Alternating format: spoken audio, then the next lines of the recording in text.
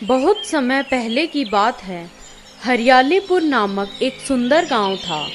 वहां एक गरीब लेकिन ईमानदार किसान रहता था, जिसका नाम था रामू।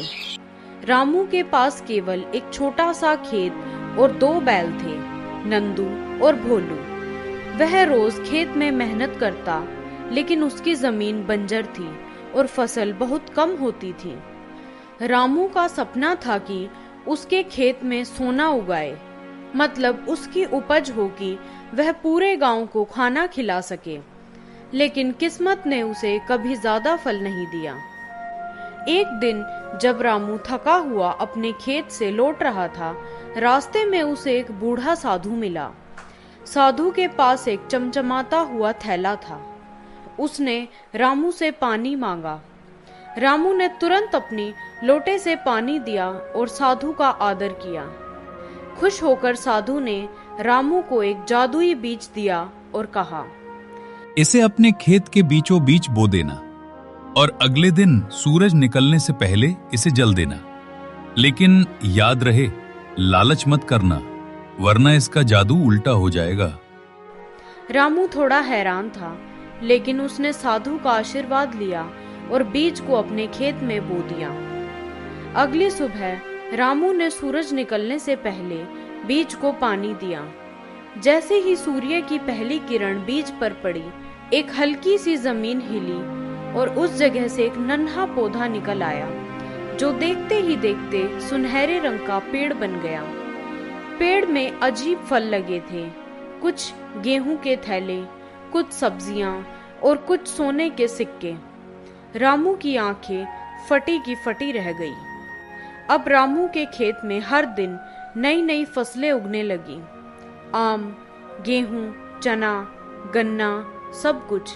गांव वाले भी हैरान रह गए। रामू अब खुश था, लेकिन गांव के एक लालची जमींदार ठाकुर रणवीर सिंह को यह सब सहन नहीं हुआ। उसने सोचा, अगर मुझे वो बीज मिल जाए तो मैं राजा बन जाऊं। एक रात ठाकुर अपने नौकरों के साथ आया और रामू के खेत से वह जादुई पेड़ उखाड़ने लगा। जैसे ही उसने कुल्हाड़ी चलाई, पेड़ से आवाज आई, जो करता है चोरी उसे मिलती है सजा भारी। और फिर क्या, पेड़ अचानक गायब हो गया और ठाकुर की सारी फसलें पत्थर बन गई। उसके खेत की मिट्टी राख जैसी हो गई। रामू दुखी हुआ कि उसका पेड़ चला गया, लेकिन उसने फिर भी खेती करना नहीं छोड़ा। और तभी एक दिन अचानक खेत में वही साधु फिर आया। उसने मुस्कुराते हुए कहा, रामू, तूने कभी लालच नहीं किया और दूसरों को भी मदद दी। तेरा दिल साफ है। अब से तेरा खेत हमेशा हरा भरा रहेगा, बिना किसी जादू के। साधु ने उसे आशीर्वाद दिया और अंतर्ध्यान हो गया। अब रामू के खेत में हर मौसम में फसल होती है और वह पूरे गांव के लिए आदर्श किसान बन गया।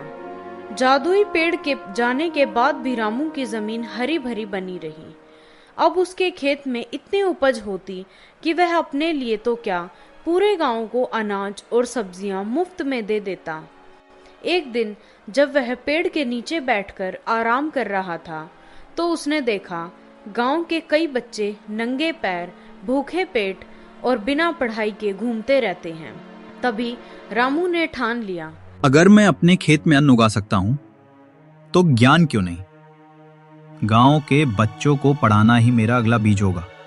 रामू ने अपने खेत के एक कोने में एक छोटी सी झोपड़ी बनाई और वहां तख्त, पाटी और स्लेट रखी। गांव के सभी बच्चों को बुलाया और कहा, बच्चों, अब से ये जगह सिर्फ अन्न का नहीं, ज्ञान का भी खेत बनेगा। धीरे धीरे गांव के बच्चे यहाँ आने लगे। रामू खुद पढ़ना लिखना जानता था, इसलिए वह उन्हें ए, आ, ई से लेकर गिनती, कहानी और खेती के गुण तक सिखाने लगा। एक दिन एक बच्ची गुड़िया ने रामू से पूछा, चाचा, क्या पढ़ाई से भी खेत में जादू हो सकता है? रामू मुस्कुराया और बोला, बिल्कुल। जिस खेत में किताबें उगती हैं, वहां से नेता, डॉक्टर और टीचर निकलते हैं। बच्चे अब रोज पढ़ाई में और भी उत्साह से भाग लेने लगे। खेत में ही उन्होंने पेड़ के नीचे एक ज्ञान मंच बना लिया, जहां हर बच्चा कुछ ना कुछ बोलता, कविता सुनाता या कहानी सुनाता। रामू के इस काम की खबर आसपास के लोगों में भी फैल गई। लोग हैरान थे कि जहां पहले सिर्फ बंजर जमीन थी, वहां अब अनाज के साथ साथ ज्ञान भी उगता है। एक दिन गांव का पुराना जमींदार ठाकुर रणवीर भी वहां आया, लेकिन इस बार बदला हुआ इंसान बनकर। उसने कहा, रामू, मैं लालच में अंधा हो गया था, लेकिन अब मैं भी बच्चों की मदद करना चाहता हूँ। रामू ने मुस्कुराकर उसे गले लगाया। ठाकुर ने अपनी पुरानी हवेली स्कूल को दान कर दी और रामू ने उसमें एक बड़ा स्कूल बनवा दिया। कुछ ही महीनों में बच्चों ने इतना कुछ सीख लिया कि जिला अधिकारी खुद गांव आया।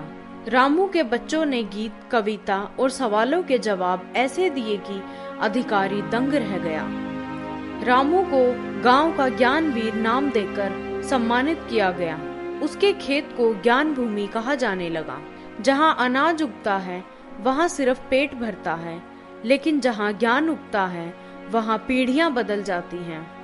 गांव के खेत में जो स्कूल रामू ने बनाया था, उसमें एक होशियार और समझदार बच्ची थी, गुड़िया। बचपन से ही वह कुछ अलग करना चाहती थी। जब सब बच्चे गुड्डे गुड़िया का खेल खेलते, वो मिट्टी में नदी, पुल, खेत और गांव बनाती। एक दिन रामू ने उससे पूछा, बिटिया, तू बड़ी होकर क्या बनना चाहती है? गुड़िया ने मुस्कुराते हुए जवाब दिया, मैं गांव की सरपंच बनूंगी, ताकि कोई बच्चा भूखा या अनपढ़ ना रहे। रामू की आंखों में चमक आ गई। उसने ठान लिया कि गुड़िया का सपना हर हाल में पूरा होगा। सालों बीते। गुड़िया अब 21 साल की हो चुकी थी, पढ़ी लिखी, तेज दिमाग और गांव वालों की चहेती। इस बार गांव में सरपंच का चुनाव होना था। गांव में आज तक कभी किसी महिला ने सरपंच चुनाव नहीं लड़ा था। जब गुड़िया ने नामांकन भरा तो गांव के कुछ बूढ़े ठाकुर और पंडित बोले, लड़की सरपंच बनेगी?